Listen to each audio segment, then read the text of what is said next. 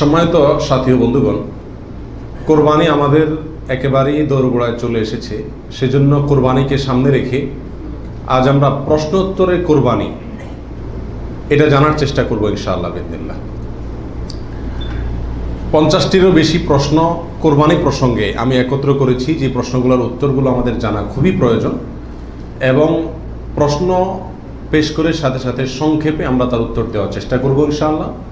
খুব ডিপ বা গভীর ইলমি বা একাডেমিক আলোচনায় আমরা যাব না, সংক্ষেপে শুধুমাত্র উত্তরগুলো টাচ করে যাব, যেন আমরা বিশুদ্ধ রূপে সঠিক উপায়ে জেনে শুনে ভালোভাবে আমাদের কোরবানি আমরা সম্পন্ন করতে পারি। আল্লাহ তাআলা আমাদের সবাইকে আমাদের কোরবানিগুলোকে বিশুদ্ধ রূপে করার তৌফিক দান করুন। যে কোনো আমলের আগে ইলম শিখতে হয়, জানতে হয়।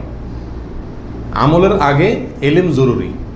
যে কোনো বিষয়ে আপনি আমল করতে চাইবেন, সেই বিষয়ে আমল করার আগে বিষয়টি সম্পর্কে যদি বিশদ ধারণা থাকে, পরিষ্কার জ্ঞান থাকে, তাহলে সেই কাজটি সুন্দর রূপে সুচারুভাবে এবং যথাযথভাবে সম্পন্ন করা সম্ভব হয়। আর যদি না শিখেই কাজ শুরু করে দেন, না জেনেই কাজ শুরু করে দেন, তাহলে ভুল ত্রুটির কারণে সেই কাজ দ্বারায় যে ভালো ফলাফল আসার কথা, সে ফলাফল না এসে উল্টা হিতে আরও বিপরীত হওয়ার আশঙ্কা আছে। আর সেজন্যই কোরবানির মতো একটি আমল, যে আমলটি আমাদের দেশে মানুষ পরিমাণে ইসলামের যেসব কাজগুলো সবচেয়ে বেশি লোক করে সারা দেশে, তার ভিতরে একটা হলো এই কোরবানি।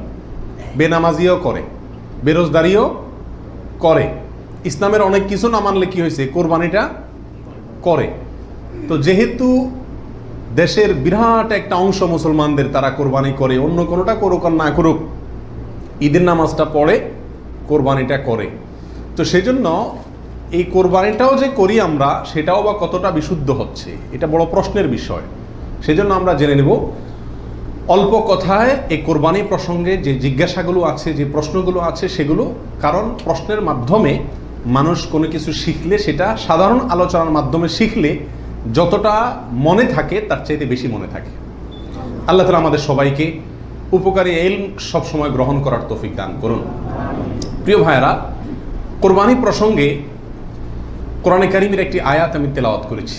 আল্লাহ সুবহানাহু ওয়া তাআলা বলেছেন, লা ইয়ানালাল্লাহা লুহুমুহা ওয়ালা দিমাউহা। তোমরা যে পশু আল্লাহকে সন্তুষ্ট করবার উদ্দেশ্যে জবাই করে থাকো, কোরবানি করে থাকো, এর গোশত, এর রক্ত কোনো কিছুই আল্লাহর কাছে পৌঁছায় না। ওয়ালাকিন ইয়ানালুহুত তাকওয়া মিনকুম, ওয়ালাকিন ইয়ানালুহুত তাকওয়া।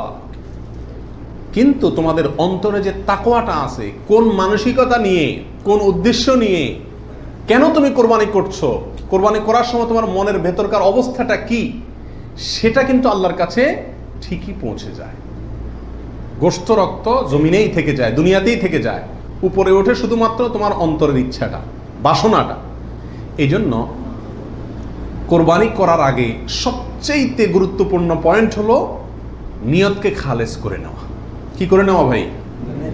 নিয়তকে খালেস করে নেওয়া। কোরবানি করার আগে একটু ব্রেক দিন, একটু দাঁড়ান, একটু থামুন। আপনি কোরবানি করতে যাচ্ছেন, একটু থামুন। কেন কোরবানি করছেন? নিজেকে নিজে প্রশ্ন করুন এবং এই প্রশ্নের উত্তর নিজেকে নিজে দিন। এরপরে নিজেই বিচার করতে পারবেন আপনার কোরবানির কোনো বিনিময় আদৌ আল্লাহর কাছে পাবেন নাকি কিছুই পাবেন না। সম্মানিত সাথী বন্ধুগণ, যত মানুষ আমাদের সমাজে কোরবানি করে, এই বিশাল জনগোষ্ঠীর সবচেয়ে বড় অংশ বলা যেতে পারে, এই কোরবানিটা আমাদের জন্য আজ ফ্যাশনে পরিণত হয়েছে। এটার ইবাদত থাকে নাই। কারণ ইবাদত হয় সেই কাজ, যে কাজ বান্দা আল্লাহকে খুশি করার জন্য করে। কোরবানিটা সবচেয়ে বেশি সংখ্যক মানুষ করে, এর একটা কারণ এটাও যে কোরবানি এমন একটা ইবাদত যেটা নগদ লাভ নিজেই পায়, গোশতগুলা ফ্রেশ বাসায় উঠাইতে পারে, ঠিক না ভাই? ঠিক। এই কারণে সমাজের বড় একটা অংশ কি করে? কোরবানি করে। আবার অনেকে কোরবানি করে নিজের নেতাগিরি জাহির করার জন্য। নেতা সাহেব, এমপি সাহেব, মন্ত্রী সাহেব, ব্যবসায়ী সাহেব, অমুক সাহেব, তমুক সাহেব, 10টা গরু, 5টা গরু, সবচেয়ে বড় গরু। এই যে একটা প্রতিযোগিতা, এই প্রতিযোগিতাটা মনে হচ্ছে ভালো কাজের প্রতিযোগিতা, আসলে এটা হলো এক ধরনের বড়াই মাতবরির প্রতিযোগিতা, নিজের প্রভাব প্রতিপত্তি, নাম সুনাম এগুলোকে প্রতিষ্ঠিত করার প্রতিযোগিতা, যেটা কি প্রশংসনীয় নাকি নিন্দনীয়? নিন্দনীয়। এই জন্য ভাইরা আমার, কোরবানি করার আগে প্রথম একটু থেমে নিজেকে প্রশ্ন করতে হবে, আমি কেন কোরবানি করছি? আমি কি মানুষকে দেখাবার জন্য করছি না আল্লাহকে সন্তুষ্ট করার জন্য করছি? এই বিষয়টি নিজেকে নিজে প্রশ্ন করে এর ইতিবাচক এবং সঠিক উত্তর বের করে আনতে হবে, তারপরে কোরবানির দিকে পদক্ষেপ নিতে হবে। আল্লাহ তাআলা আমাদের সবাইকে বিশুদ্ধ রূপে সঠিকভাবে কোরবানি করার তৌফিক দান করুন। প্রিয় ভাইরা আমার, এবার আমরা চলে যাই প্রশ্ন উত্তরে সরাসরি। প্রথম প্রশ্ন হলো, কোরবানি কি? কোরবানি এটি উর্দুতে ব্যবহার হয়ে থাকে ত্যাগের অর্থে। কোরবানি করা, যে কোনো কাজের জন্য কোরবানি করা মানে কি করা? ত্যাগ করা।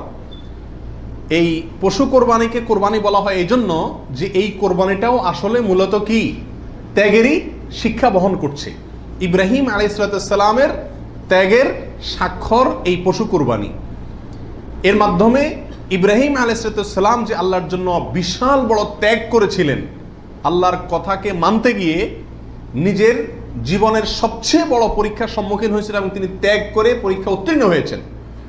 এই কোরবানি যেহেতু তার স্বাক্ষর, সেই জন্য ওই আমাদের সমাজে উর্দুতে সচরাচর যে কোরবানি এই শব্দটি ব্যবহার হয় সেটাই প্রচলিত আছে, অর্থাৎ ত্যাগ করা, কোরবানি। আর আরবিতেও কোরবান শব্দটি আছে, যেটা কোরআনে আল্লাহ তাআলা ব্যবহার করেছেন। আদম আলাইহিস সালামের দুই ছেলে কাবিল এবং হাবিল, তারা উভয়ে আল্লাহর কাছে আল্লাহর সন্তুষ্টির জন্য তারা সাদাকা পেশ করেছিল, নৈকট্য অর্জন করার জন্য। আল্লাহ বলেছেন ইত্তাকাররাবা কোরবানান, তারা উভয়ে যখন কোরবান পেশ করছে, যে কোরবান শব্দ কোরআনেও আছে, অর্থাৎ তারা উভয়ে এমন বস্তু পেশ করেছে যার মাধ্যমে আল্লাহর নৈকট্য অর্জন করা যায়। সেই অর্থে কোরবান মানে হলো আল্লাহর কাছে নৈকট্য অর্জন করার মাধ্যম বা উপায়, অর্থাৎ ত্যাগ করা অথবা আল্লাহর কাছে নৈকট্য অর্জন করার মাধ্যম। এ হলো কোরবানির সংক্ষিপ্ত শাব্দিক পরিচিতি। আর ইসলামী শরিয়াতে কোরবানি বলা হয় জিলহজের 10 তারিখে এবং তার পরবর্তী যে দিনগুলোতে কোরবানি করা যায় সেই দিনগুলোর ভেতরে কোনো পশু, অনুমোদিত পশু যেগুলো জবাই করলে সওয়াব হয় দিনগুলোতে, সেগুলোকে আল্লাহকে সন্তুষ্ট করার উদ্দেশ্যে জবাই করার নাম হলো কোরবানি। এ হলো ইসলামী শরিয়ার পরিভাষায় কোরবানির মোটামুটি একটি সংজ্ঞা। দ্বিতীয় প্রশ্নে চলে যাই আমরা, কখন কিভাবে কোরবানি শুরু হয়েছিল? এই কোরবানি শুরু হয়েছিল সর্বপ্রথম ইব্রাহিম আলাইহিস সালামের মাধ্যমে। আল্লাহ সুবহানাহু ওয়া তাআলা ইব্রাহিম আলাইহিস সালামকে স্বপ্নের মাধ্যমে নির্দেশ করেছিলেন নিজের সন্তানকে জবাই করার জন্য। আর সন্তান জবাই করা, এই কঠিন নির্দেশটি আল্লাহ সুবহানাহু ওয়া তাআলা করেছেন ইব্রাহিম আলাইহিস সালামকে। তাকে আল্লাহ তাআলা যত কঠিন পরীক্ষা করেছিলেন, এত কঠিন পরীক্ষা তার আগে আর কোনো নবীর প্রতি আল্লাহর পক্ষ থেকে ছিল না। জীবনের পদে পদে পরীক্ষা। পরিবার সহ রেখে আসো মক্কায়, কেউ নাই সেখানে, কোনো আবাদি নাই, পাহাড়ি এলাকা, ছোট দুধের বাচ্চা সহকারে নিজের স্ত্রীকে রেখে চলে আসো। বাহ্যিকভাবে অযৌক্তিক নির্দেশ আল্লাহ সুবহানাহু ওয়া তাআলা, সেটাও তিনি মেনেছেন এবং পরীক্ষা পাশ করেছেন। আল্লাহ বলেছেন ওয়া ইয ইবতালা ইব্রাহিম রাব্বুহু বিকালিমাতিন ফাআতাম্মাহুন, প্রতিটা পরীক্ষা তিনি কি করেছেন? পাশ করেছেন।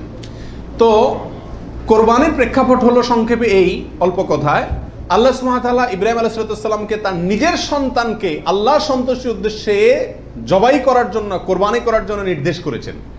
আল্লাহ সুবহানাহু ওয়া তাআলা তার সন্তানের জবাই করতে আসলে চান নাই, আল্লাহ চাইছেন তার মনের পরীক্ষা নিতে, যে আল্লাহর নির্দেশ মানতে গিয়ে তার সর্বোচ্চ ত্যাগটাও তিনি করতে পারেন কিনা। তিনি আলহামদুলিল্লাহ পরীক্ষায় পাশ করেছেন। তিনি রাজি হয়েছেন, গেছেন, ছেলেও পাশ করছে, মায়েও পাশ করছে। ছেলের মাও রাজি, ছেলেও রাজি, বাপও রাজি। তো আল্লাহ সুবহানাহু ওয়া তাআলা গোটা পরিবারেরই পরীক্ষা নিয়েছেন বলা যেতে পারে, এবং সবাই পরীক্ষা কি করছে? পাশ করছে। জবাই করতে গেছেন, আল্লাহ সুবহানাহু ওয়া তাআলা ছেলে তো জবাই হতে দিবেন না, এটা তো ছিল একটা পরীক্ষা মাত্র।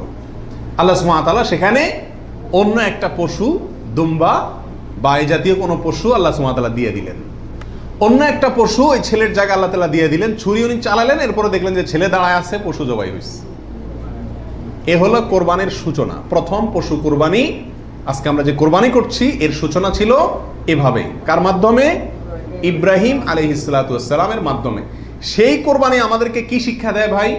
সেই কোরবানি আমাদেরকে শিক্ষা দেয়, আল্লাহ সুবহানাহু ওয়া তাআলা যখন কোনো কাজের জন্য নির্দেশ করবেন, আল্লাহর গোলাম হিসাবে, আল্লাহর নুন খাই সেই হিসাবে নিঃশ্বাস গ্রহণ করছি, ছাড়ছি, প্রতি মুহূর্তে মুহূর্তে আল্লাহর নিয়ামতের সাগরে হাবুডুবু খাচ্ছি। আল্লাহই সৃষ্টি করেছেন, তার হাতেই জীবন মরণ সবকিছু। অতএব তার কোনো নির্দেশ, তার কোনো নিষেধ থাকলে সেটাকে মানতে গিয়ে পৃথিবীর যেই কোনো ধরনের ত্যাগের প্রয়োজন হয় সেটা করতে হবে। নিজের সন্তানকে জবাই করার মতো কঠিন নির্দেশও পালন করতে ইব্রাহিম আলাইহিস সালাম দ্বিধা করেন নাই। আল্লাহ সুবহানাহু ওয়া তাআলা ঠিকই কি করছেন, তাকে এর মাধ্যমে তিনি পাশ করেছেন এবং আল্লাহ সুবহানাহু ওয়া তাআলা তার মর্যাদা সমুন্নত করেছেন। এ হলো কোরবানির মূল শিক্ষা। আল্লাহর নির্দেশ, সেটা যত কষ্টই হোক মানতে, সেটা মানার জন্য সব ধরনের ত্যাগ করতে প্রস্তুত থাকা, এটা হলো কি ভাই? কোরবানির শিক্ষা। আর ওখান থেকেই কোরবানিটা শুরু হয়েছে। এরপরে আল্লাহ সুবহানাহু ওয়া তাআলা সেটাকে পৃথিবীর মানুষের জন্য ওই স্মৃতিকে, ওই আদর্শকে রেখে দিয়েছেন। এখন আমরা পশু কোরবানি করছি, কিন্তু এটার শুরুতে কিন্তু পশু কোরবানি ছিল না। মূলত এটা শুরুতে ছিল নিজের সকল কামনা, বাসনা, ভালোবাসা সবকিছুকে আল্লাহর নির্দেশের সামনে কি করে দেওয়া? কোরবানি করে দেওয়া। এই হলো এই কোরবানির গোড়ার ইতিহাস। এখন কোরবানির খোলসটা আছে, ভেতরেরটা আর নাই। এখন শুধু পশুই কোরবানি করি আমরা। নিজের ভেতরকার পশুত্ব, আমিত্ব, মনের খাহেশ, প্রবৃত্তি, এটাকে আর কি করি না? জবাই করি না। আল্লাহ তাআলা আমাদের সবাইকে কোরবানির আসল যে ইতিহাস সেটা থেকে শিক্ষা গ্রহণ করে এমনভাবে কোরবানি করার তৌফিক দান করুন, যেই কোরবানি প্রকৃত অর্থেই কোরবানি হয়, যেই কোরবানি আমাদের জান্নাতে যাওয়ার কারণ হয়, মাধ্যম হয়, সেইভাবে কোরবানি করার এবং কোরবানির সেই ইতিহাস থেকে আল্লাহ তাআলা আমাদেরকে শিক্ষা গ্রহণ করার তৌফিক দান করুন। প্রিয় ভাইয়েরা, 3 নম্বর প্রশ্ন হলো, কোরবানি কি জরুরি কোনো বিধান নাকি ঐচ্ছিক? অর্থাৎ কোরবানি কি সবার জন্য করা জরুরি, নাকি কোরবানি সুন্নাত, নফল, মুস্তাহাবি জাতীয় কোনো আমল? তো এ বিষয়ে বলবো যে এর ক্ষেত্রে ওলামা একরামের 2টি প্রসিদ্ধ মত আছে। ওলামা একরামের অনেকেই বলেন যে কোরবানি করা এটা সকলের জন্য জরুরি, যাদের সামর্থ্য আছে। ঈদের দিন, কোরবানি ঈদের দিন অথবা পরবর্তী দিনগুলোতে যেগুলোতে কোরবানি করা যায়, এই সময়ের ভিতরে যার কাছে নেশা পরিমাণ টাকা আছে, তার জন্য কোরবানি করা ওয়াজিব, জরুরি, বাধ্যতামূলক। না করলে গুনাহ হবে। এটা অনেক ওলামা একরামের মত। তাদের দলিল, সংক্ষেপে শুধু দলিলগুলো হালকা হালকা টাচ করে যাই। মুসনাদে আহমদ, ইবনে মাজা, মুস্তাদরাকে হাকিম এবং আরো অনেক কিতাবে একটা হাদিস বর্ণিত হয়েছে, যে হাদিসকে মুহাদ্দিসিন ইকরাম সহিহ বলেছেন। আল্লামা আলবানী রাহিমাহুল্লাহ নিজে হাদিসে সহিহ বলেছেন। সেটা হলো এই, নবী রাসূলুল্লাহ সাল্লাল্লাহু আলাইহি ওয়াসাল্লাম বলেছেন, মান ওয়াজাদা সাআতান আন ইউদাহিয়া ওয়া লাম ইউদাহি ফালা ইয়াকরাবান্না মুসাল্লানা। অর্থাৎ যে ব্যক্তি কোরবানি করার সামর্থ্য তার আছে, সক্ষমতা আছে, সচ্ছলতা আছে, সেই ব্যক্তি যদি কোরবানি না করে, সে যেন আমাদের ঈদগাহে ঈদের নামাজ পড়তে না আসে। কোরবানি করার ইচ্ছা না রাখলে সেজন্য ঈদের নামাজ পড়তে না আসে। এটা কিন্তু একটা সতর্কবাণী। শরীয়তে এই ধরনের নির্দেশ সুন্নত নফলের ক্ষেত্রে করা হয় না, ফরজ ওয়াজিবের ক্ষেত্রেই সাধারণত করা হয়। এটা হলো অন্য যুক্তি। দ্বিতীয় দলিল হলো, এটাও মুস্তাদে আহমদে আসছে এবং হাফেজ ইবনে হাজার আল আসকালানী রাহিমাহুল্লাহ, বিশ্ববিখ্যাত হাদিস ব্যাখ্যাতা, তিনি বলেছেন যে হাদিসটি বিশুদ্ধ। নবী রাসূলুল্লাহ সাল্লাল্লাহু আলাইহি ওয়াসাল্লাম বলেছেন, ইয়া আইয়ুহান নাস, হে লোক সকল, ইন্না আলা কুল্লি আহলি বাইতিন উদহাইয়াতুন ওয়া আতিরাতুন, নিশ্চয়ই প্রত্যেক পরিবারের লোকের উপরে, প্রত্যেক পরিবারের উপরে একটি করে কোরবানি এবং আতিরা, এটা ওয়াজিব। আতিরা হলো রজব মাসে যে পশুটি জবাই করা হয়, সেটা একসময় ওয়াজিব ছিল, পরে এটা রহিত হয়ে গেছে।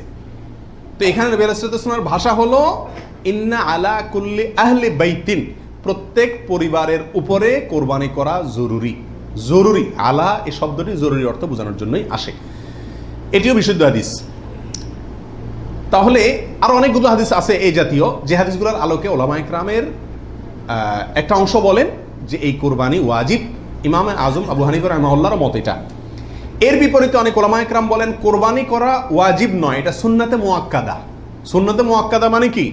সুন্নাত কিন্তু খুবই গুরুত্বপূর্ণ সুন্নাত, বিনা কারণে এটা ছাড়া মাকরুহ, অপছন্দনীয়, ভালো কাজ নয়। সুন্নাতে মুআক্কাদা এবং ওয়াজিবের সাথে খুব বেশি তারতম্য নাই, কাছাকাছি গুরুত্বের বিচারে প্রায়। সাহাবীদের ভিতরে অনেক প্রসিদ্ধ সাহাবী, তারা কোরবানি করতেন না, ওয়াজিব মনে করবে মানুষ এই ভয়, এরকম কোন কোন বর্ণনা পাওয়া যায়। তারপরে কোন কোন বর্ণনা জানাবে এটাকে সুন্নাতু আবিকুম ইব্রাহিম এ জাতীয় শব্দ ব্যবহার করেছেন।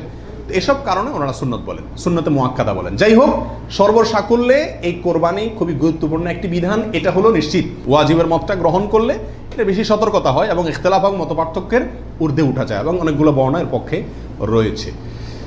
4 নম্বর প্রশ্ন হলো, কোরবানি কয়টা করতে হয়? এই প্রশ্নটা আজকাল এই জন্য করতে হচ্ছে যে এখন আমরা সমাজে কোরবানির সংখ্যা বাড়ানোর জন্য এক ধরনের প্রতিযোগিতা খেয়াল করতেছি। 3টা গরু, 5টা গরু, 7টা গরু, এমপি সাহেব, মন্ত্রী সাহেব, ব্যবসায়ী সাহেব, বিভিন্ন সাহেবরা করে কি করে না, এমনকি আমরাও একটা গরু, একটা ছাগল, কারণ কেউ গরুর গোশত পছন্দ করে, কেউ ছাগল গোশত পছন্দ করে ঘরে, যার কারণে দুইটাই দিতে হয়, অথবা গরুতে 1 ভাগ দিতে হয়, আবার আলাদা ছাগল দিতে হয়। এই যে কোরবানির সংখ্যা বাড়ানোর একটা প্রবণতা আছে, আসলে ইসলামী শরিয়া কি বলে? কোরবানির পশু বা কোরবানির সংখ্যা কতগুলো হওয়া জরুরি? তো এর উত্তর হলো যে কোরবানি মূলত একটি কোরবানি যথেষ্ট। একাধিক কোরবানি হওয়া এটা কি না, জরুরি না।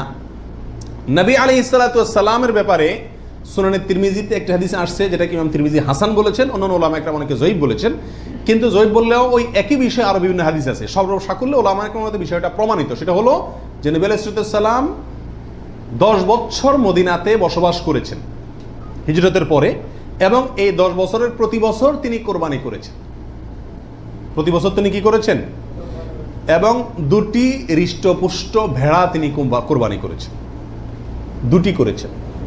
তিনি যদি চাইতেন সংখ্যা অনেক বাড়াইতে পারতেন, উট এবং আরো অনেক বড় বড় পশু দিয়ে কি করতে পারতেন, কোরবানি করতে পারতেন। কিন্তু 2টি ভেড়া কোরবানি করেছেন। তার একটি হলো তার নিজের এবং নিজের পরিবারের পক্ষ থেকে, আরেকটি তার গোটা উম্মতের পক্ষ থেকে, তাওহীদবাদী উম্মতের পক্ষ থেকে। তাহলে বোঝা গেল কোরবানির সংখ্যা বাড়ানোর ভিতরে খুব বেশি কল্যাণ নাই। হ্যাঁ, কেউ যদি কোনো এলাকাতে গরিব মানুষকে খাওয়ানোর উদ্দেশ্যে বেশি কোরবানি করে, নাম ফুটানোর উদ্দেশ্য না থাকে, তাহলে অবশ্যই সেজন্য তিনি আল্লাহর কাছে কি পাবেন? আজর এবং সওয়াব পাবেন। 5 নম্বর প্রশ্ন হলো, কয়দিন পর্যন্ত কোরবানি করা যায়? কোরবানির সময়সীমা কতদিন? এর উত্তর হলো, এক্ষেত্রে ওলামা একরামের 2টি মত আছে। অনেক ওলামা একরামের মতে কোরবানি করা যায় ঈদের দিন, জিলহজের 10 তারিখ, আর 11 এবং 12, এই 3 দিন। এটা ইমাম আবু হানিফা রাহিমাহুল্লাহর মত। এর বিপরীতে অনেক ওলামা একরামের মত হলো কোরবানি এটা 4 দিন পর্যন্ত করা যায়। কোরবানি ঈদের দিন এবং তারপরে আরো 3 দিন, 11, 12, 13। যুক্তি হলো যে আইয়ামে তাশরিক, এক হাদিসে আসছে একেবারে সুস্পষ্টভাবেই যে আইয়ামে তাশরিক এই দিনগুলা সবগুলাই হলো জবাই করার দিন, অর্থাৎ কোরবানি করার দিন। সেহেতু আইয়ামে তাশরিক হলো ঈদের দিন, ঈদের পরে আরো 3 দিন, অর্থাৎ 13 তারিখ, চাঁদের 13 তারিখের সন্ধ্যার আগ পর্যন্ত। এ হলো কোরবানির দিন। তবে কোরবানি প্রথম দিন ঈদের নামাজের পরপরই করা বেশি উত্তম, এতে কোনো সন্দেহ বা ইখতিলাফ কারোর নাই। এবারে সারা দুনিয়ার উলামা একরাম একমত। কারণ নবী আলাইহিস সালাম ঈদের দিন ঈদের নামাজের পরপরই সাধারণত কি করতেন? কোরবানি করতেন। দ্বিতীয় তৃতীয় দিনে তিনি নিতেন না। অতএব একেবারে শুরুতেই করে ফেলা হলো সবচেয়ে উত্তম এবং বেস্ট। এবারে কারো কোনো দ্বিমত নাই। 6 নম্বর প্রশ্ন, কোন সময় থেকে কোরবানি করা যাবে? উত্তর হলো, ঈদের নামাজ যখন পড়া হবে, যেই এলাকাতে গরুটা জবাই হবে, ওই এলাকাতে যখন ঈদের নামাজ শেষ হবে, ঈদের নামাজ শেষ হওয়ার পরপরে কি করা যাবে? কোরবানি করা যাবে। আরেক এলাকাতে ঈদের নামাজ শেষ হয়েছে, সেজন্য আপনার এলাকাতে আপনি কি করবেন না? কোরবানি করবেন না। আপনার এই পশু যারা কোরবানি করবে, তারা ঈদের নামাজ পড়ার পরপরে কি করতে পারবেন? কোরবানি করতে পারবেন। এ হলো কোরবানির সময়। এরপরে আসি 7 নম্বর প্রশ্ন, রাতে কি কোরবানি করা যাবে? এই প্রশ্নের উত্তর হলো, রাতে কোরবানি করাকে ওলামা একরাম মাকরুহ বা অপছন্দনীয় বলেছেন। তার কারণ হলো, কোরবানি একটা আল্লাহর গুরুত্বপূর্ণ বিধান। এখানে পশুর রগ নির্দিষ্ট সংখ্যায়, নির্দিষ্ট রগগুলো কাটা যেতে হবে। রাতে করলে অন্ধকারে সেগুলো কম বেশ হয়ে যেতে পারে। এই আশঙ্কায় দিনের বেলায় করা উত্তম এবং রাতের বেলায় মাকরুহ বলেছেন।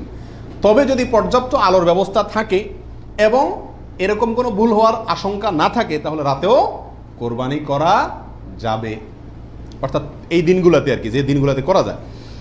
এরপরে আসি 8 নম্বর প্রশ্ন, কোন কোন পশু দিয়ে কোরবানি করা যাবে?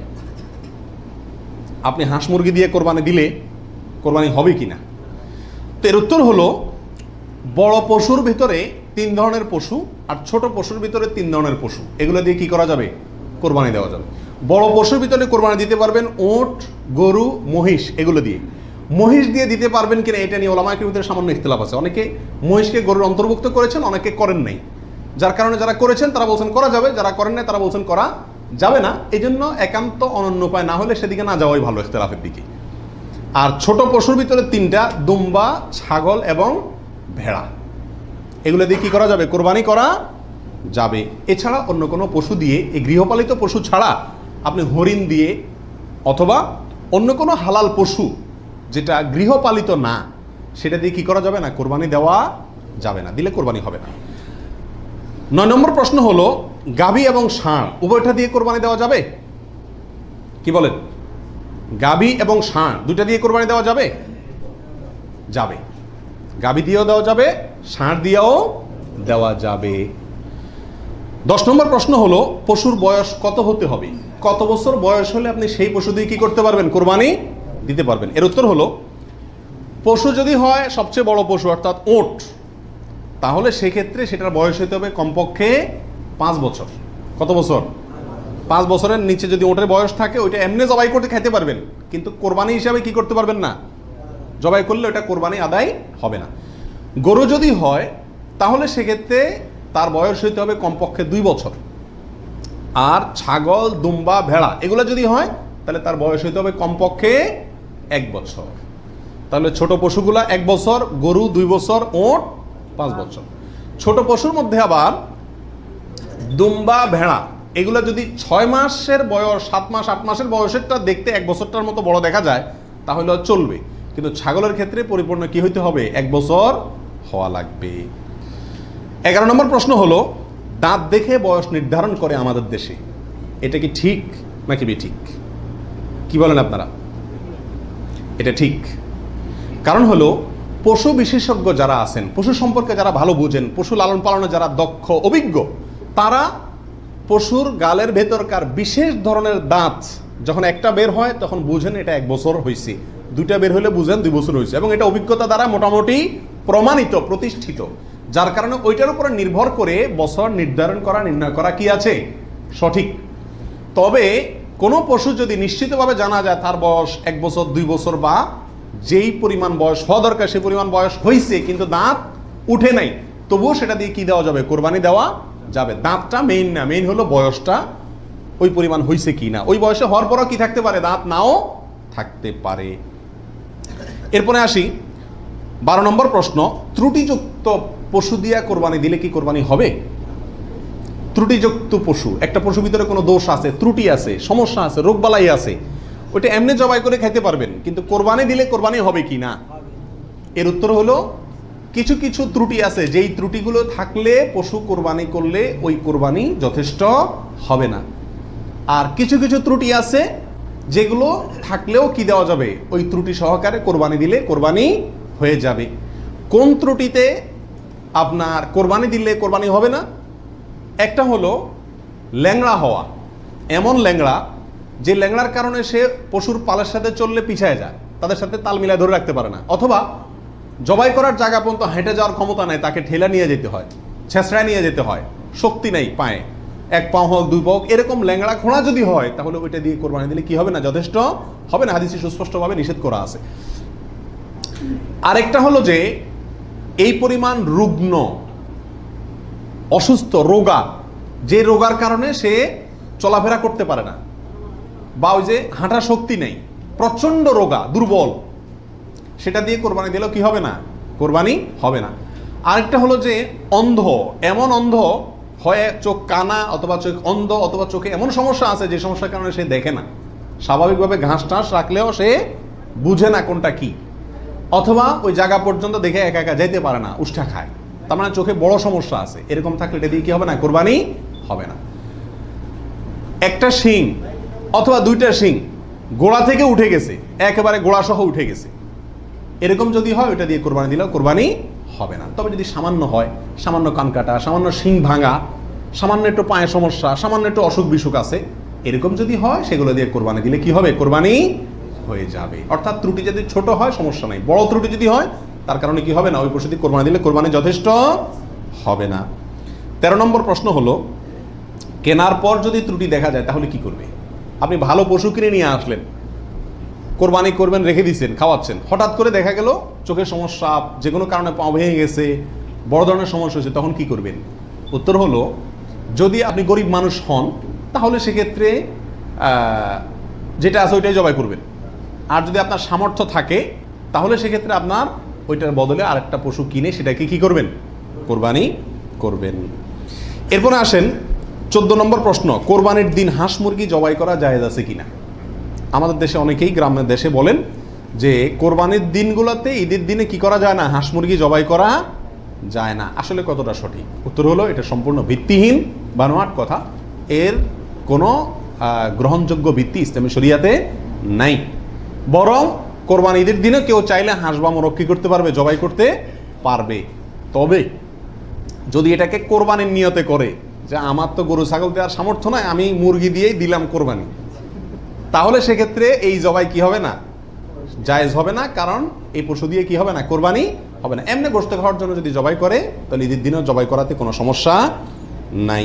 15 নম্বর প্রশ্ন হলো, কোরবানির পশু এটা দেখায় বেড়ানো, প্রদর্শন করে বেড়ানো, এটা কি জায়েজ আছে কিনা? আজকাল কোরবানির পশু কেনার পরে মহল্লাতে, গ্রামে, পাড়াতে, আশেপাশে একটা চক্কর মোটামুটি দেয় না? শুধু দেয় না, আপনার ওইটার গলায় একটা মালা লাগায়, হ্যাঁ, পারে না একটা সাইনবোর্ড লাগায় দেয় কার এটা সেটা, এবং তারপরে ওই গরুকে নিয়ে পুরো এলাকাতে ঘুরায়। এরপর বলে যে এটা কার গরু, বলে অমুকের গরু। এরকম একটা প্রথা মোটামুটি অঘোষিতভাবে চালু আছে না নাই? এরকম প্রদর্শন করে বেড়ানো এটা কি সঠিক? এর উত্তর হলো না। এই প্রদর্শনটা সাধারণত হয়ে থাকে জাহির করার জন্য, সবাইকে দেখানোর জন্য। আর এই দেখানোটার ভেতরে কল্যাণের চাইতে অকল্যাণ বেশি। কেউ যদি বলে আমি এটা দেখাচ্ছি এই জন্য যাতে অন্যরা উৎসাহিত হয়, তাহলে তো এটা ভালো উদ্দেশ্য, কিন্তু এই উদ্দেশ্যে খুব অল্প সংখ্যক মানুষই কি করে? এটাকে শোডাউন করে। বরং এটা শোডাউন করে কি জন্য? সবাই জিজ্ঞেস করবে, ভাই এটার দাম কত হয়েছে, কার গরু, মাশাআল্লাহ, জিতছে, হাসছে, এইসব যোগ বিয়োগ করবে। ঠিক না? ঠিক। অতএব মানুষকে দেখায় বেড়ানোর উদ্দেশ্যে যদি এই কোরবানির পশুকে প্রদর্শন করা হয়, শোডাউন করা হয়, তাহলে এটা রিয়া, এবং রিয়ার কারণে গুনাহগার হবে। এটা করা যাবে না। আল্লাহ আমাদেরকে বুঝার তৌফিক দান করুন। 16 নম্বর প্রশ্ন হলো, কোরবানির পশু কেনার পরে এবং জবাই করার পরে পশুর সঙ্গে সেলফি তুলে এটা ফেসবুকে দেওয়া যাবে কিনা? সামাজিক যোগাযোগের মাধ্যমে প্রচার করা যাবে কিনা? ইসলামের দৃষ্টিতে এর ভিতরে কোনো, এ ব্যাপারে কোনো বাধা আছে কিনা? এর উত্তর হলো, কোরবানির পশু কেনার পরে অথবা জবাই করার পরে ওই পশুর সাথে সেলফি দেওয়া, সেলফিটাই তো অনেকের মতে এটা একটা মানসিক রোগে পরিণত হয়েছে। আর এই গরুকে কেনার পরে, ছাগল কেনার পরে তার সঙ্গে ছবি তুলে, সেলফি তুলে ওইটা ফেসবুকে বা সামাজিক যোগাযোগের মাধ্যমে প্রচার করা, এটা ইসলামী শরিয়ার দৃষ্টিতে খুবই গর্হিত এবং নিন্দনীয় একটি কাজ। বিশেষ করে এই জন্য যে প্রথমত বিনা প্রয়োজনে এই ছবিটা তোলা হচ্ছে, দ্বিতীয়ত হলো এর মাধ্যমে নিজে কি কোরবানি দিচ্ছে এটাকে কি করা হচ্ছে? জাহির করা হচ্ছে, প্রচার করা হচ্ছে। বাহবা কি আল্লাহর কাছ থেকে নিতে চান না মানুষের কাছ থেকে নিতে চান? আল্লাহর কাছ থেকে যদি নিতে চান তাহলে ওইটাকে প্রচার করে মানুষের কাছে লাইক কমেন্ট পাইলেন, সেই আশায় এটাকে আপনার লাইক কমেন্টের ব্যবসায়, বিজনেসের পুঁজি হিসাবে খাটাইলেন। আল্লাহর কাছে তার বিনিময় পাওয়ার আশা করা বড় কঠিন। এই জন্য এই গরুর সাথে সেলফি তোলা, বিশেষ করে জবাই করার পরে রক্ত সহকারে ছবি তোলা, এগুলো কোনো অবস্থাতেই ইসলামের শরিয়ার দৃষ্টিতে খুব একটা ভালো কাজ নয়। এগুলো থেকে আমাদের বিরত থাকা উচিত, মনে করা উচিত এটা একটা ইবাদত। এটা কি ইবাদত? ইবাদতের ক্ষেত্রে তামাশা বা যা মনে চাইলে তা করলাম, ফাইজলামতি করলাম, এর কোনো সুযোগ নাই। আল্লাহ আমাদেরকে বোঝার তৌফিক দান করুন। 17 নম্বর প্রশ্ন হলো, ভাগে কোরবানি দেওয়া যাবে কিনা? এটা একটা গুরুত্বপূর্ণ প্রশ্ন আজকালকার যুগে। কারণ কোনো ওলামা একরাম বলছেন ভাগে কোরবানি দেওয়া যাবে না, বরং গরু হোক আর ওঁট হোক, যত বড় পশুই হোক, দিলে একজনের পক্ষ থেকে দিতে হবে, 7 ব্যক্তির পক্ষ থেকে যথেষ্ট হবে। এই যে কথা প্রচলিত আছে, এটাকে অনেক কোনো ওলামা একরাম কি করছেন? অস্বীকার করছেন। আসলে সঠিক কোনটা, এ ব্যাপারে আগেই বলেছি যে একাডেমিক আলোচনা খুব বেশি লম্বাচড়া করার ইচ্ছা নাই এবং সুযোগও নেই। শুধু সংক্ষেপে এটুকু বলবো, সব যুগেই সবচাইতে বেশি সংখ্যক ওলামাদের মতে, বলা যায় প্রায় সবার মতে, সমস্ত ওলামা একরামের মতেই বলা যেতে পারে, প্রায় গরুর ক্ষেত্রে একটা গরু 7 জন ব্যক্তির পক্ষ থেকে কি হবে? কোরবানির জন্য যথেষ্ট হবে। এক্ষেত্রে বিচ্ছিন্নভাবে যে 2-1 জন আলেম বলছেন যে গরু হোক আর ওট হোক একজন থেকে হবে, 7 জন থেকে হবে না, তাদের যুক্তিগুলো খুবই ঠুনকো এবং খুবই দুর্বল। নবী আলাইহিস সালাম যে সফরে একাধিক ব্যক্তিকে কোরবানিতে অংশগ্রহণের সুযোগ দিয়েছিলেন, তারা বলেন যে ওটা সফরের জন্য নির্দিষ্ট, অথচ নবী আলাইহিস সালাম সেটা নির্দিষ্ট করেন নাই, এটা ওনারা নির্দিষ্ট করছেন। নবী আলাইহিস সালামের কোনো নির্দেশ সফরে হোক, হাজারে হোক, সফরের বাইরে হোক, যে কোনো নির্দেশ সাধারণত ব্যাপকভাবেই সবার জন্য সব সময়ের জন্য প্রযোজ্য হয় যদি কোরআন এবং সুন্নাহর কোনো বর্ণনা দ্বারা নবী আলাইহিস সালাম নিজে ওইটাকে নির্দিষ্ট না করে দেন। তিনি সফরে যদি কোনো নির্দেশ করেন, ওই সফরের বাইরের জন্য সেটা কার্যকর হবে কি হবে না? যদি কেউ সফরের জন্য নির্দিষ্ট করতে চায় তাহলে তার জন্য পৃথক দলিলের প্রয়োজন।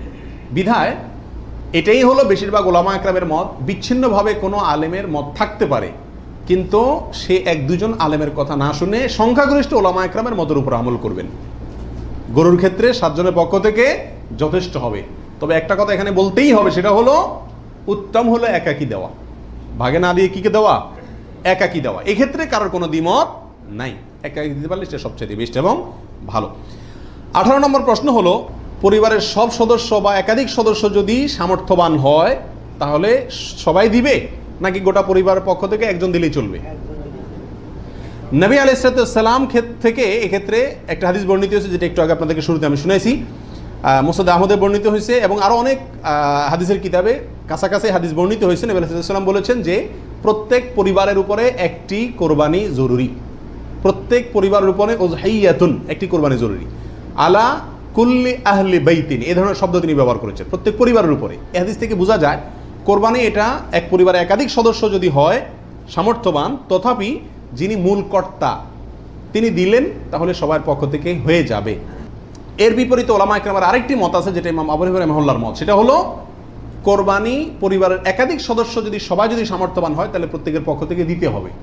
ওনার যুক্তি, উনি বলেন নবী আলাইহিস সালামের ওই হাদিস, যে হাদিসে তিনি বলেছেন যার সামর্থ্য আছে আর কোরবানি দেয় না সেই জন্য ঈদগাহে না আসে। এখানে যার সামর্থ্য আছে প্রত্যেক ব্যক্তিকেই শামিল করে এই নির্দেশনা। বিষয়টা গবেষণামূলক, উভয় পক্ষেরই দলিল এবং যুক্তি আছে। তো এক্ষেত্রে সতর্কতামূলক মত যদি অবলম্বন করি আমরা, তাহলে প্রত্যেকেরই যার যার সামর্থ্য আছে তার পক্ষ থেকে করা যেতে পারে, এবং করলে সমস্যা হবে এটা কারোর মতেই নাই। 19 নম্বর প্রশ্ন হলো, 7 ভাগের নিচে হলে কোনো সমস্যা আছে কিনা গরুতে? একটা গরুতে ধরেন 5 জন মিলে দিলেন, 4 জন মিলে দিলেন, 3 জন মিলে দিলেন, 6 জন মিলে দিলেন, 7-এর নিচে হলো, এটা কি যথেষ্ট হবে না কোনো সমস্যা আছে? এর উত্তর হলো কোনো সমস্যা নাই। আমাদের দেশে অনেকে মনে করেন যে গরু দিলে 7 পুরা করতে হবে, এই জন্য যখন 7-এর সংখ্যা না পায় তখন এবার খুঁজে খুঁজে অনেক মৃত মানুষকেও যোগ করে, যেভাবে হোক কি করতে হবে? 7 পুরা করতে হবে। বিষয়টা এরকম না। কোরবানির গরুতে সর্বোচ্চ 7 পর্যন্ত দেওয়া যায়, 3 জন, 2 জন, 7 জন, 5 জন, 6 জন, যে কোনো সংখ্যায় 7-এর নিচে থাকলেই কোরবানি দেওয়া যাবে। এরপরে আসেন 20 নম্বর প্রশ্ন হলো, অমুকের নামে কোরবানি দেওয়া, তমুকের নামে কোরবানি দেওয়া, 7 নামে, 3 নামে, 5 নামে, এরকম একটা কথা সমাজে প্রচলিত আছে। এই কথাটা বলাটা সঠিক কিনা? এর উত্তর হলো না, এটা সঠিক না, এই কথাটা ভুল। কিন্তু এই ভুলটা এমন ভুল না যে ভুলের কারণে বড় ধরনের গুনাহ হয়ে যাবে, কারণ এটা বলার ভুল, এভাবে বলাটা উচিত না। কারণ কোরবানি হবে মূলত আল্লাহ সুবহানাহু ওয়া তাআলার নামে, অতএব 5 নামে, 4 নামে, 3 নামে, 7 নামে কোরবানি হয় না। নাম শুধু একটাতেই হয়, সেটা হলো বিসমিল্লাহ, আল্লাহর নামে, ঠিক না ঠিক? অতএব এই কথাটা বলার ভুল। এখানে বলতে হবে 7 জনের পক্ষ থেকে, 3 জনের পক্ষ থেকে, বা 3 শরিক, 5 শরিক, 5 শেয়ার, 5 ভাগ, এভাবে বলা যেতে পারে। কিন্তু বা অমুকের পক্ষ থেকে, তমুকের পক্ষ থেকে, এভাবে বলা যেতে পারে, কিন্তু অমুকের নামে, তমুকের নামে এভাবে বলাটা উচিত নয়। যদিও এখানে কেউ এই উদ্দেশ্যে বলে না যে আল্লাহর সাথে শরিক করে 3 জনের নামে দিচ্ছি, এরকম কেউ উদ্দেশ্য নেয় না, সেজন্য এটা কি হবে না, শিরকে পৌঁছাবে না। তারপর এভাবে না বলাই উচিত এবং উত্তম, নিরাপদ। 21 নম্বর প্রশ্ন হলো, নারী বুড়ি এটা অনেক সময় নিজেরা সাফ করতে কষ্ট হয় বা পারে না, তখন কাউকে দিয়ে সাফ করায়, সাফ করানোর পরে বলে সাফ করে দিবা, তুমি অর্ধেক নিবা, আমাদেরকে অর্ধেক দিবা। এরকম হয় কি হয় না? তাকে নারী বুড়ির অংশ দিলেন অথবা পশুর গোশতের অংশ দিলেন, এটা জায়েজ আছে কিনা? প্রাসঙ্গিকভাবে আরেকটি কথা প্রশ্ন চলে আসে, সেটা হলো যে কসাই যখন পশুকে বানায়, তো বানানোর পরে তাকে টাকার চাতে কিছু গোশত দেওয়া হয়। এবং অনেক সময় দেখা যায় যে বানানোর যে বাজার রেট, তার যে মজুরি, এটা তাইতে অনেক কমে রাজি হয়ে যায় কসাইরা। কেন? কারণ তারা জানে গোশত 5 কেজি দিলেই তো 2-2.5 টাকা এসে গেল, অতএব এক্ষেত্রে যদি আমাকে টাকা একটু কমও দেয় অসুবিধা নাই। এই ভুলটা ঘরে ঘরে হয়ে থাকে। কোরবানির পশু যারা বানায় সে কসাইদেরকে গোশত দেয় না, এমন মানুষ সারা বাংলাদেশে খুঁজে কয়জন পাওয়া যাবে আমার সন্দেহ আছে। কোরবানির মধ্যে সবচেয়ে বড় দাগের ভুলগুলোর ভিতরে এটা অন্যতম। এইভাবে যদি কেউ করে তাহলে এটা বড় ধরনের ভুল। কোরবানি হওয়া না হওয়া নিয়ে টান দিবে। নবী আলাইহিস সালাম পরিষ্কার ভাষায় বলেছেন যে তোমরা কসাইকে, জাজ্জারকে কোরবানির পশুর কোনো কিছু দিবা না, তাকে আলাদা টাকা দিবা, তার মজুরি যেটা সেটা দিবা। কেন তাকে পশুর কিছু দেওয়া যাবে না? এই জন্য দেওয়া যাবে না যে এই পশুটা আপনি জবাই করছেন কার জন্য? আল্লাহর জন্য। এটার মালিক কে? মূলত আল্লাহ। যেহেতু আল্লাহ খায়ও না পরেও না, আল্লাহর জন্য কিছু দিলে আল্লাহ বলেন আমার পক্ষ থেকে গরিবকে দিও। এটা হলো আল্লাহ সিস্টেম। কিন্তু কোরবানির ক্ষেত্রে শুধু ব্যতিক্রম। আল্লাহ বলেছেন ঠিক আছে আমার জন্য দিছ, সবকিছুই গরিবকে দিতে বলি, এটা তোমার খাইতে দিলাম আমি। আল্লাহ আমাকে কি করছেন? খাওয়ার সুযোগ দিছেন। এখন আমি যদি এটা বিক্রি করি বা কোনো কিছুর বিনিময়ে কাউকে দেই, তাহলে সেটা কি হবে না? জায়েজ হবে না। কোরবানির পশুর গোশত যদি আপনি জাজ্জারকে দেন, কসাইকে দেন, তাহলে কেমন জন্য আপনি তার পরিশ্রমের বিনিময়ে তাকে এই অংশটা তাকে বিনিময় হিসাবে দিলেন, পারিশ্রমিক হিসাবে দিলেন, তাহলে এটা বিক্রি করার মতো হয়ে গেল। এই জন্য কি হবে না? এটা জায়েজ হবে না। কসাইকে শুরুতে সাপ বলে দিতে হবে যে ভাই গোশত পাবা না, কত টাকা নিবা সাপ বলো, তুমি সে আশা করে বসে থাকিও না, 2 টাকা বেশি নাও, কিন্তু আমি তোমাকে গোশত টোস্ত বা কোনো কিছুই দেবো না। তবে হ্যাঁ, কসাই যদি আপনার প্রতিবেশী হয়, আপনার আত্মীয় হয়, অথবা অন্য গরিব মানুষ হয়, অন্য 10 জন গরিবকে যে পরিমাণ দিতেন তাকেও সে পরিমাণ দেন, তাহলে সমস্যা নেই, ওইটা ঠিক আছে।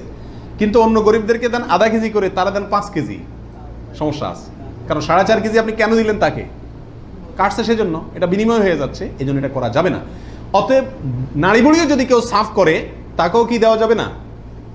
ওই নাড়ি বুড়ি সাফের বিনিময়ে নাড়ি বুড়ির অর্ধেক বা গরুর কোনো অংশ তাকে দেওয়া যাবে না। সাফ করলে সাফের বিনিময়ে তাকে ক্যাশ টাকা দিয়ে দিবেন। কথা বুঝতে পারছি? নাড়ি বুড়ি যদি দিতে হয় তাহলে গরিব মানুষ হিসাবে দিলেন, সেটা ভিন্ন কথা। কিন্তু এজ এ তার কাজ পারিশ্রমিক হিসাবে কি করতে পারবেন না? দিতে পারবেন না। এটা বড় বহুলের ভিতরে একটা, এবং এটা প্রচুর পরিমাণে মানুষকে সচেতন করা দরকার এই ব্যাপারে। 22 নম্বর প্রশ্ন হলো, কোরবানির ভাগিদারদের মধ্যে কারো ইনকাম হারাম অথবা উদ্দেশ্য অসৎ, গোশত খাওয়ার উদ্দেশ্য আছে না নেই? কোরবানি না দিলে ছেলে মেয়েগুলা কার দিকে চেয়ে থাকবে, কোরবানি না দিলে নতুন আত্মীয় তারা কি বলবে, ব্যয়ের বাড়িতে রান কেমনে পাঠাবো, এরকম অনেক উদ্দেশ্য থাকে কি থাকে না? সারা জীবন দিয়ে আসছি, এবছর না দিলে সমাজে মুখ থাকে না, মানুষ কি বলবে, এই মানসিকতা নিয়ে কোরবানি অনেকে দেন না? এরকম যদি কেউ আপনার ভাগিদারদের মধ্যে, অংশীদারদের মধ্যে থাকে, অথবা কেউ যদি কোরবানি করে তার ইনকাম হারাম, আর সে হারাম ইনকাম থেকেই দেয়, অনেকের হারামও আছে হালালও আছে, সুদও খায় ঘুষও খায়, আবার বেতনও আছে হালাল, তাহলে সেটা ভিন্ন।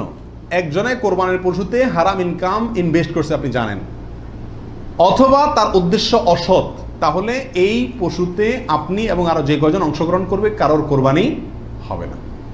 এই জন্য অংশীদার এবং কোরবানির ভাগই নেওয়ার ক্ষেত্রে বহু হিসাব নিকাশ করে নিতে হবে। যে ব্যক্তি গোশতের ধান্দায় বা অন্য কোনো ধান্দায় করে তাকে ভাগিদার নেওয়া যাবে না। কথা বুঝে আসছে? নিতে হবে যে শুধুমাত্র আল্লাহ সন্তুষ্ট করার জন্য, আল্লাহর সন্তুষ্টির জন্য যে কোরবানি করে তাকে, এবং সরাসরি হারাম টাকা ইনভেস্ট না করে ওই ব্যক্তিকে, যার ইনকাম হালাল, এরকম ব্যক্তিকে ভাগিদার হিসাবে নিতে হবে। আর না হলে ভাগি দেওয়ার দরকার নাই, একা একাই দিতে হবে। আল্লাহ তৌফিক দান করুন। 23 নম্বর হলো, রাসূল করিম সাল্লাল্লাহু আলাইহি সাল্লামের পক্ষ থেকে কোরবানি দেওয়া যাবে কিনা।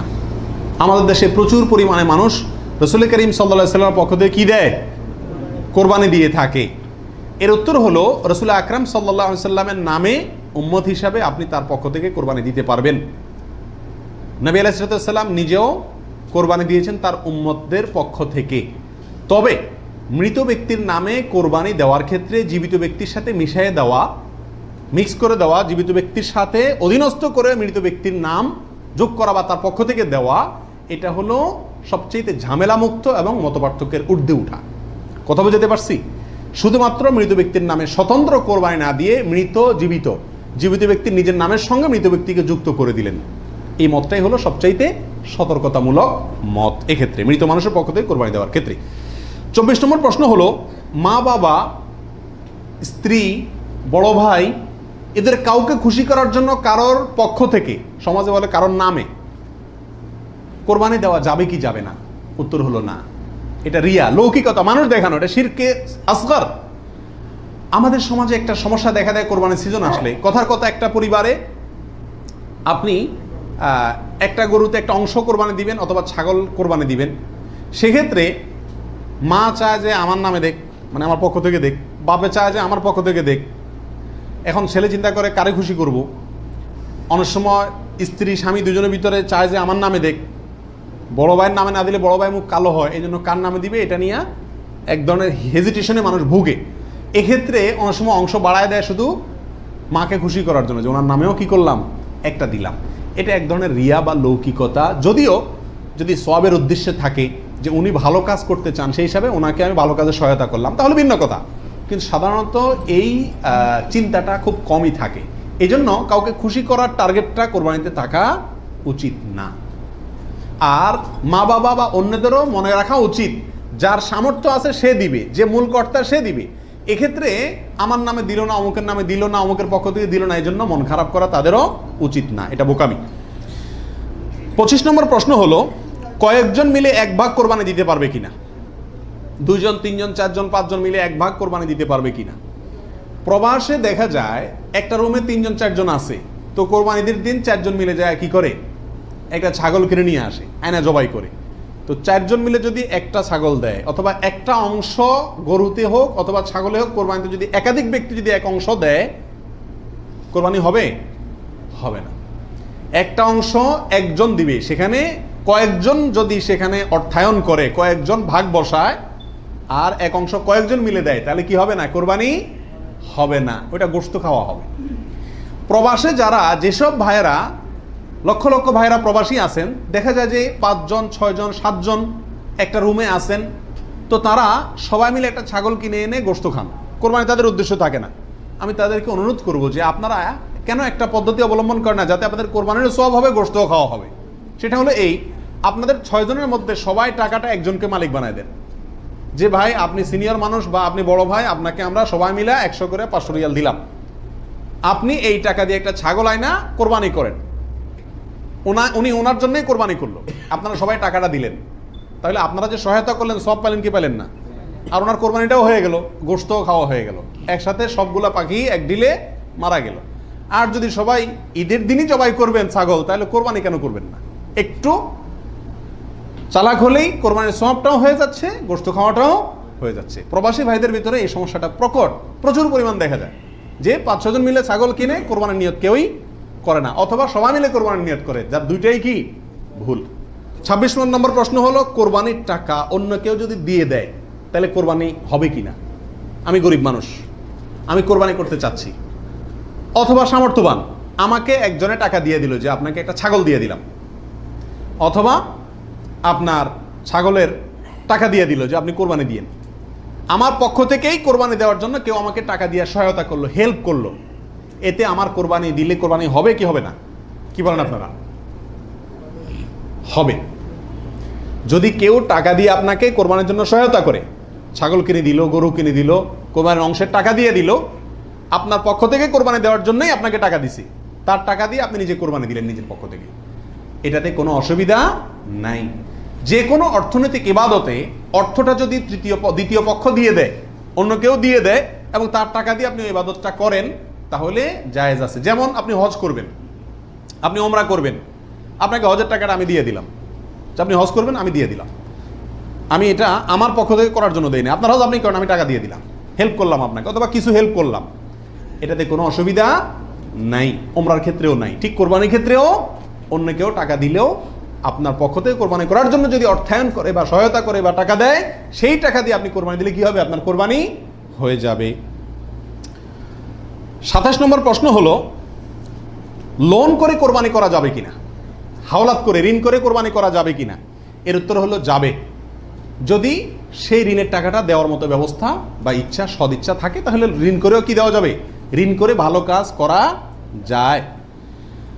28 নম্বর প্রশ্ন হলো, ঋণগ্রস্ত ব্যক্তির জন্য কোরবানি দেওয়া উত্তম নাকি ঋণ দেওয়া উত্তম? উত্তর হলো ঋণ দেওয়া উত্তম। কারণ কোরবানির চাইতে তার জন্য ঋণের গুরুত্ব বেশি। সে যদি ঋণগ্রস্ত হয় তার জন্য কোরবানি ইসলামী শরীয়তে তার জন্য কোরবানি না, তার জন্য ঋণ দেওয়া জরুরি। সে ঋণ পরিশোধ করবে, এরপরে টাকা থাকলে কোরবানি দিবে, না থাকলে কোরবানি দিবে না। কিন্তু আমাদের আজকাল অবস্থা হলো ঋণ থাকলেও আমরা কোরবানি দিই, কারণ না দিলে মুখ রক্ষা হয় না, ছেলে মেয়ে কার দিকে চেয়ে থাকবে, গোশত কোত্থেকে খাবে। অতএব এগুলা কোরবানি না, এগুলা নিছক গোশত খাওয়া এবং ফুর্তি। 29 নম্বর প্রশ্ন হলো, হাজি সাহেবদের জন্য দেশে কোরবানি করা জরুরি কিনা? যারা হজ করতে আসছেন তারা দেশে তাদের পক্ষ থেকে কোরবানি দিতে হবে কিনা? উত্তর হলো না। হাজি সাহেবরা যারা আসছেন তারা হজ করতে এসে হজের পরে তারা দমের শকর দিচ্ছেন, শুকরিয়া স্বরূপ যে দম দিচ্ছেন, যেটাকে আমরা কোরবানি বলি, এখানে দিচ্ছেন, তাদের জন্য দেশে তাদের পক্ষ থেকে আর কোরবানি দেওয়া কিনা জরুরি না। তাছাড়া তারা মুসাফির অবস্থায় মুসাফির ব্যক্তির জন্য কি দিতে হয় না? কোরবানি দিতে হয় না। 30 নম্বর প্রশ্ন হলো, বিয়ের অলিমার গোশত সংগ্রহের জন্য কোরবানি করা জায়েজ আছে কিনা? আমাদের দেশে উল্লেখযোগ্য সংখ্যক বিয়ে হয়ে থাকে কোরবানিদের পরে। আপনারা খেয়াল করবেন, আগদ হয়তো আগে পরে হয়, খাওয়ান দাওয়ানের অনুষ্ঠান হয় কোরবানিদের পরে। আল্লাহ মাফ করুক, কোরবানির সময় তো গরু একটা এমনিই জবাই করা লাগে, তো ওই সময় যদি অলিমার অনুষ্ঠানটা বা বৌভাতের অনুষ্ঠানটা করা যায় তাহলে তো ওই গোশত দিয়েই সারা যায়, গোশতের টাকাটা বেঁচে যায়।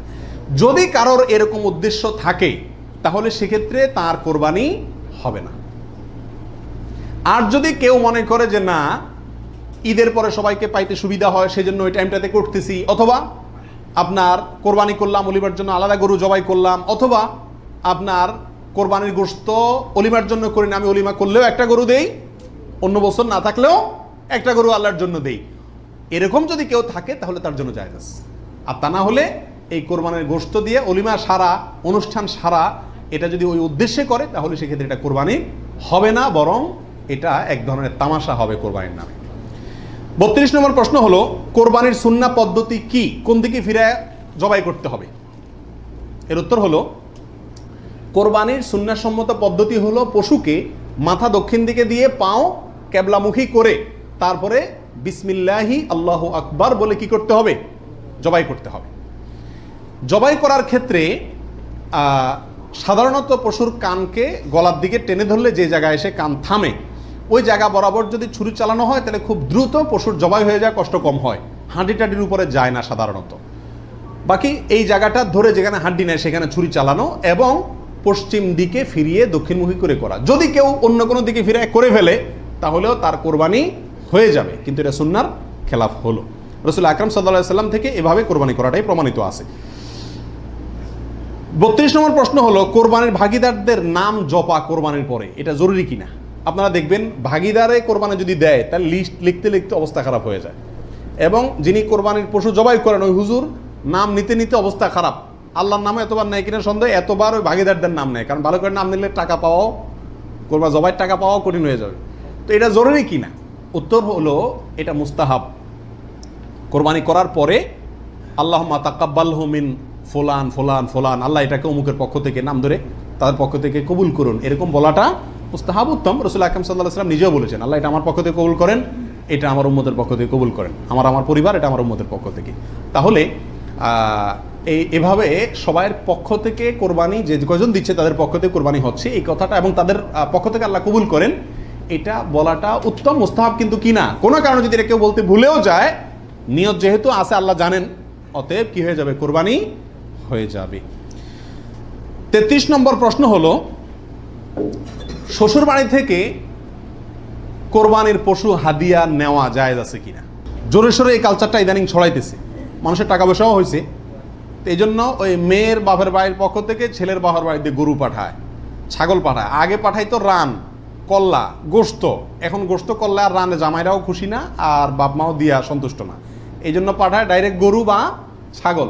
এটা জায়েজ আছে কিনা?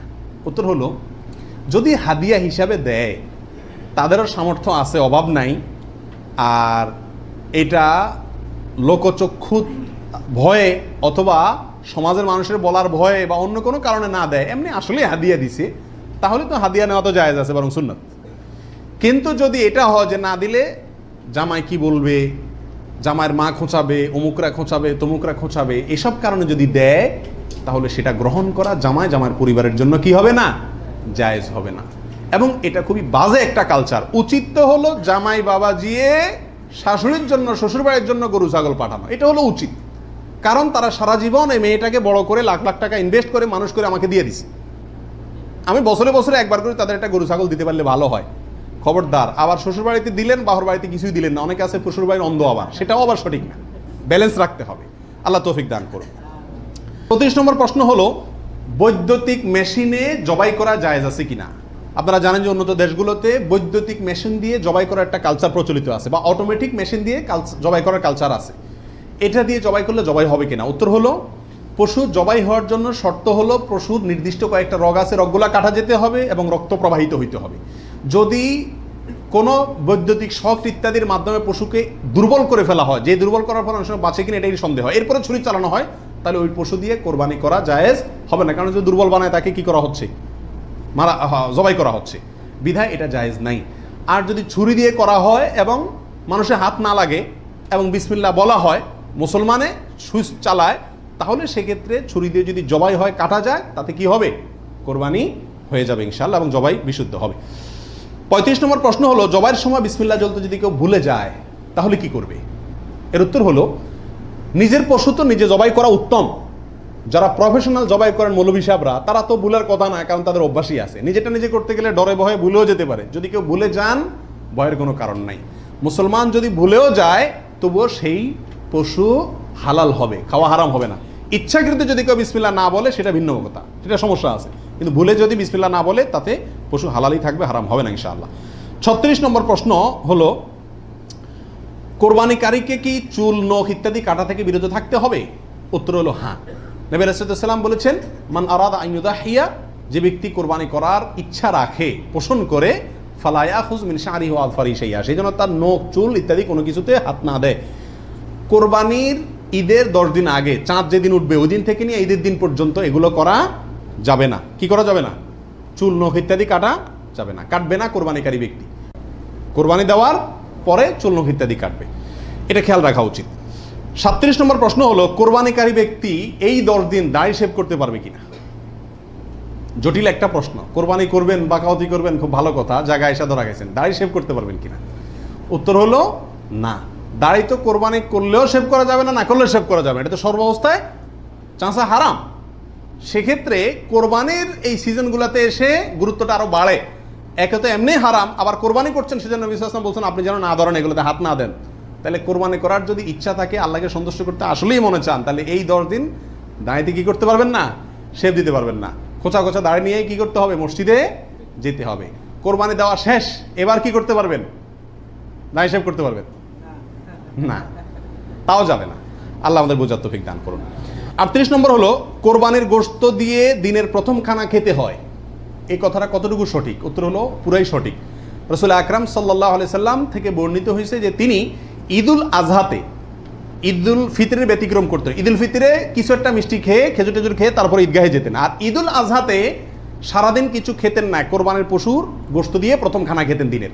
অতএব আপনি গরু দেন, ছাগল দেন, যেটা দিয়ে কোরবানি করেন, দিনের প্রথম খানা কি দিয়ে হওয়া উত্তম, ওই গোশত দিয়ে হওয়া উচিত। গোশতটা তো আল্লাহকে দিয়ে দিয়েছেন, আল্লাহর নামে জবাই করছেন, আল্লাহ আপনাকে হাদিয়া দিয়েছেন। এই জন্য আল্লাহর হাদিয়ার আগে একটু পেটটা খালি রাখেন, আকর্ষণ করে খান, তাহলে ইনশাআল্লাহ সেটা আপনার জন্য, আপনার আল্লাহর হাদিয়াকে আপনি মূল্যায়ন করলেন, সেটা প্রমাণ হবে। 39 নম্বর প্রশ্ন হলো, পশুর রক্তে নাকি আরোগ্য আছে, কোরবানির পশুর রক্তে, এই কথাটা কতটুকু সঠিক। কোন কোন এলাকাতে আমি নিজের চোখে বহুবার দেখার দুর্ভাগ্য হয়েছি, অনেকে দেখা যায় কোরবানির পশু জবাই করার সময় রক্তগুলা একটা বাড়িতে করে নিয়ে যায় গরম গরম, এরপরে নিয়ে পোলা পানিরে খাওয়ায়। এটা খাওয়াইলে বলে অনেক রোগ বালাই ভালো হয়। বুঝাচ্ছে কথা, এটা সম্পূর্ণ কুসংস্কার। কোরবানির পশুতে কোনো আরোগ্য নাই, এটা ভুল ধারণা, এটা থেকে বেঁচে থাকা উচিত। 40 নম্বর প্রশ্ন হলো, পশুর জান যাওয়ার আগে কি চামড়া ছিলা জায়েজ আছে। উত্তর হলো না, কঠোরভাবে নিষেধ। আমাদের দেশে কসাইরা এবং যারা চামড়া ছিলে, নিজেরা অনেক সময় দেখা যায় জান এখনো পুরো বাইর হয় না, রু বাইর হয় না, তার আগেই ওই পায়ের রগ কাটা শুরু করে, চামড়া ছিলা শুরু করে, পুরো নাড়াছাড়া করে। এটা জায়েজ নাই, এটা গুনাহের কাজ। আপনি কোরবানি করছেন ইবাদত, অথচ গুনাহ হচ্ছে সাথে। নবী রাসূলুল্লাহ সাল্লাল্লাহু আলাইহি ওয়াসাল্লাম বলেছেন, ইন্নাল্লাহা কাতাবাল ইহসানা আলা কুল্লি শাই, আল্লাহ সব বিষয়ের প্রতি ইহসান করার নির্দেশ করেছেন। অতএব ফাইদা কাতালতুম ফাআহসিনুল কিতলাতা ওয়া ইযা যাবাহতুম ফাআহসিনুজ যাবিহাতা, তোমরা যখন কোনো পশুকে জবাই করবে তখন ওই পশুর প্রতি রহম করিও, ভালো করে ধারটা দিয়ে নিবেন, নবী সাল্লাল্লাহু আলাইহি ওয়াসাল্লাম বলছেন, যাতে করে তার রূহ বের হইতে কষ্ট না হয়। সেখানে জীবিত অবস্থায় এখনো মরে নাই, আপনি চামড়া ছিলা শুরু করে দিলেন, এটা খুবই অন্যায় এবং জুলুম। কোনো পশু কষায় যদি করে তাকে থামাই দিবেন যে রূহ যেতে দাও, তারপরে হাত দাও। 41 নম্বর প্রশ্ন হলো, কোরবানি আর আকিকা এ দুটো একসাথে দেওয়া যাবে কিনা? এটা কমন প্রশ্ন আমাদের সমাজে। এর উত্তর হলো অনেক উলামায়ে কেরামের মতে দেওয়া যাবে, ফতোয়া শামী ইত্যাদিতে তাই লেখা আছে যে দেওয়া যাবে কোরবানি আর আকিকা একসাথে একই গরুর মধ্যে। আর অনেক উলামায়ে মধ্যে দেওয়া যাবে না। এর ভিতরে আপনার পাকিস্তানের খুব নামকরা মুফতি ছিলেন মুফতি রশিদ আহমদ রাহমাহুল্লাহ, আহসানুল ফতোয়ার লেখক। তিনি হানাফি মাযহাবের বড় উলামায়ে কেরামের মধ্যে থেকে তিনি কঠোরভাবে এর বিরুদ্ধে করেছেন এবং বলেছেন কোন অবস্থাতেই কোরবানি আর আকিকা একসাথে মিক্স করা যায় না, উচিত না। কারণ কোরবানি একটা ইবাদত, আকিকা আরেকটি ইবাদত। আর তাছাড়া গরু এক অংশে একাধিক ব্যক্তি দিতে পারবে, এটা কোরবানির ক্ষেত্রে নবী সাল্লাল্লাহু আলাইহি ওয়াসাল্লাম বলছেন, আকিকার ক্ষেত্রে বলেন নাই। সেই জন্য কোরবানি এবং আকিকা পৃথক হওয়া উচিত। একই দিনে হতে পারে, কিন্তু গরুর অংশে কোরবানির না, এই আকিকার কারণ নামের অংশ থাকা উচিত না। এই মতটা বেশি শক্তিশালী এবং বেশি সতর্কতামূলক। 42 নম্বর প্রশ্ন হলো, ভিন্ন দেশে কোরবানি করা যাবে কিনা? আপনি এই দেশে আছেন, আপনার কোরবানি দেশে আপনার পক্ষ থেকে হলো, এটা জায়েজ আছে কিনা? উত্তর হলো আছে। এটা কোনো কোনো ক্ষেত্রে উত্তম হয় যদি আপনার উদ্দেশ্য হয় এমন যে ওখানে আরো বেশি অভাবী মানুষ আছে, আমি তাদেরকে গোশত দেব। কিন্তু সবসময় এটা হওয়া উচিত না। প্রবাসীরা যেখানে আছেন সেখানেও কোরবানির কালচার চালু করা উচিত। আমার জানা মতে প্রবাসী যারা আছেন, লক্ষ লক্ষ প্রবাসী, সবাই কোরবানি দেওয়ার সামর্থ্য আছে। এদের 10% লোকও এখানে কোরবানি দেয় না। কারণ কোরবানি দিলে আমার গোশত খাবে কে? দান্দা হলো গোশতের দিকে। এটা সব যদি মনে করে তাহলে তো যেখানে থাকি সেখানেই দেওয়া উচিত। এটা হলো মূল বিধান। অন্য জায়গায় আপনি দিবেন যদি সেখানে দিলে বেশি সওয়াব হয়। অবশ্যই গ্রামে, আমাদের দেশে গরিব বেশি, সেই হিসাবে সেখানে গোশত দিলাম, সেই নিয়তে দিলেন, ঠিক আছে। কিন্তু আপনি এই নিয়তে দেন যে আমি এখানে গোশত যদি কোরবানি দেই তাহলে গোশত সব হাতে বুতে খাইব, আমার পরিবারের লোকজন তো পাইব না। এই নিয়ত যদি হয় তাহলে সেটা কিন্তু অন্যায় এবং ভুল। 43 নম্বর প্রশ্ন হলো, ভিন্ন দেশে কোরবানি করলে কোন সময়ের দিকে খেয়াল করে কোরবানি করবে? কথার কথা, আপনার কোরবানি দেশে হচ্ছে, তো এখানে যদি একদিন আগে পরে চাঁদ দেখা দেখি হয়, টাইম আগে পরে হয়, তাহলে কোন হিসাবে করবে? আপনার সময় না তাদের সময়? আপনার কোরবানি কিন্তু। এর উত্তর হলো, যেই দেশে কোরবানি হচ্ছে, পশু যেখানে আছে সেখানকার সময় দেখে কি করতে হবে? কোরবানি করতে হবে। আপনার এখানে ঈদের নামাজ হয়েছে কি হয় না সেটা দেখা দেখির দরকার নাই। 44 নম্বর প্রশ্ন হলো, কোনো কারণে কোরবানি করতে না পারলে, পশু কিনছেন কিন্তু কোরবানি করতে পারেন না, করবেন কি?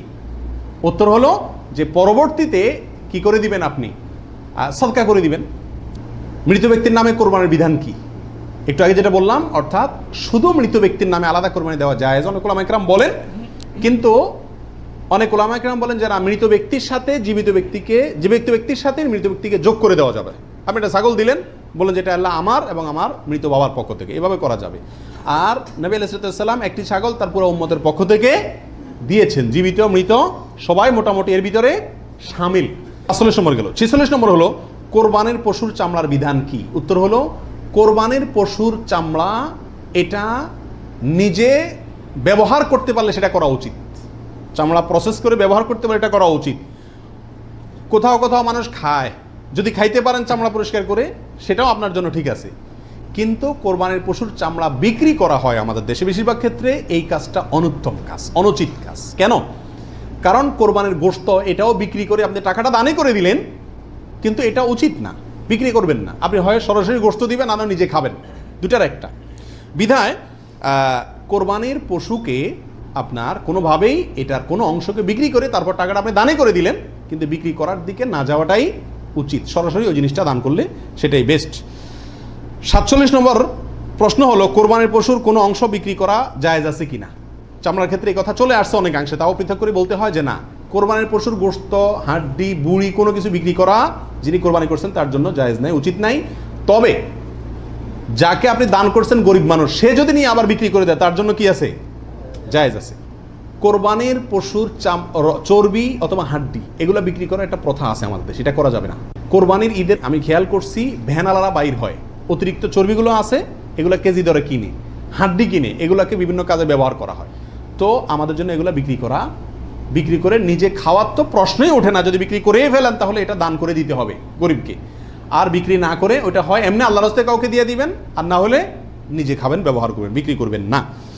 48 নম্বর প্রশ্ন হলো কোরবানির গোশত কিভাবে বন্টন করবেন, কয় ভাগ করবেন? এর উত্তর হলো কোরবানির পশু 3 ভাগে বন্টন করা ওলামা ইকরাম মুস্তাহাব বলেছেন, কিন্তু কোনো হাদিসে এর ক্ষেত্রে আলাদা করে এভাবে নির্দেশ করা হয় যে 3 ভাগে করতে হবে। আল্লাহ কোরআনে বলছেন যে ফাকুলু মিনহু, তোমরা কোরবানির পশু থেকে নিজেরা খাও, ওয়া আতইমু আল কানিআ ওয়াল মুতাররা, ধনী গরিব সবাইকে দাও। তাহলে ধনী গরিব 2 ভাগকে দাও, আবার নিজে খাও, 3টাই হয়ে গেল এখানে।